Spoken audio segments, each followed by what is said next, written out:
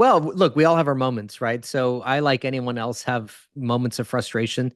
I exercise a lot. I keep that as a big part of my life. You know, physical movement is an incredible healer for a lot of things, right? So when I tell people, when you're frustrated, move. When you're angry, move. When you're happy, move. The more you can do that, and you know, the body teaches the brain, and there's a lot of science behind this idea that your brain is a muscle, just like anything else, and so you can use it or lose it.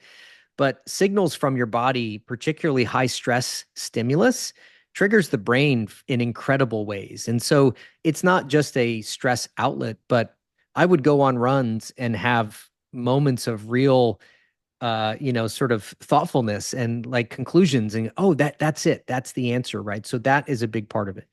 You know, sleep and nutrition were a big part of it.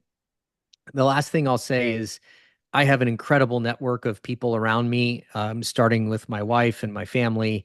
I have many of my college football teammates that are still brothers to me, and many of them work with me. One of them is my brand designer and sort of strategy lead in that, and sort of all my brand work.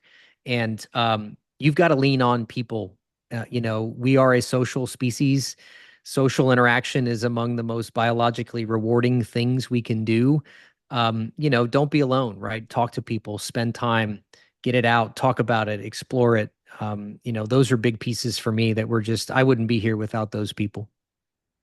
Fully agree with that. And we all must surround ourselves with people who can support us and get us through those challenges and adversity and whatnot.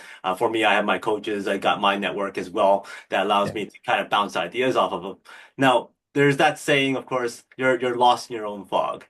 You're the expert in this space, but sometimes you yourself is lost in your own fog.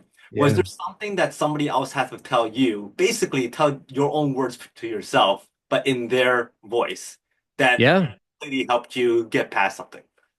Yeah, I'm gonna give it to my college football coach, who's is like a father to me. I just saw him 2 weeks ago, and we had dinner together. I wouldn't be the man I am today without him.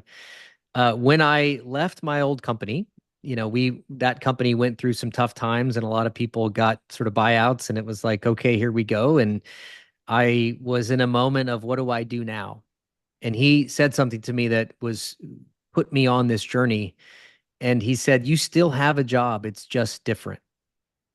And for me, that was a transformative phrase, because I think it embodies these principles that we talk about around change, right? You're still you, it's just different around you. So adapt to the difference and understand that you have a skill set, you have value, you have something to offer, but things are different. So it's time to change. And for me, it was an incredibly powerful moment of clarity that I wouldn't have said to myself, right? Because I was busy staring at the white space, right? I was busy finding reasons why this wasn't going to work. And when he helped me in a very simple, elegant way say, you still have a job, it's just different.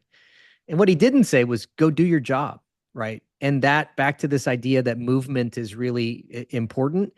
I started moving the next day. What do I need to do? Let's get building the website. Let's get building my value proposition. What are my services? Let's get started on the book, right? All of these things became really, really clarifying for me. And I'm just forever grateful to him for that very simple statement. How success like knots? Well, knots are both a strength and a weakness, right? We can use a knot to anchor a ship or brace something. We can use a knot to connect things together in ways that create strength.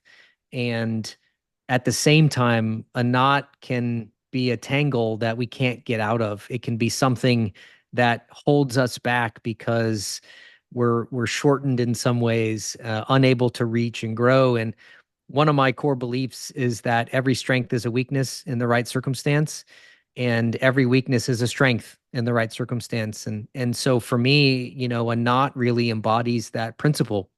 And I think all of us should look at those places. If you've ever said, oh, I'm too emotional, or I'm too analytical, or I'm too whatever, or I'm too this, or I'm not enough that, somewhere, somehow in your life, that not enough or too much has been a gift to another person, and be kind to yourself with those words, because someday that thing that you are is going to inspire someone else. And so, yeah, that's what came to mind.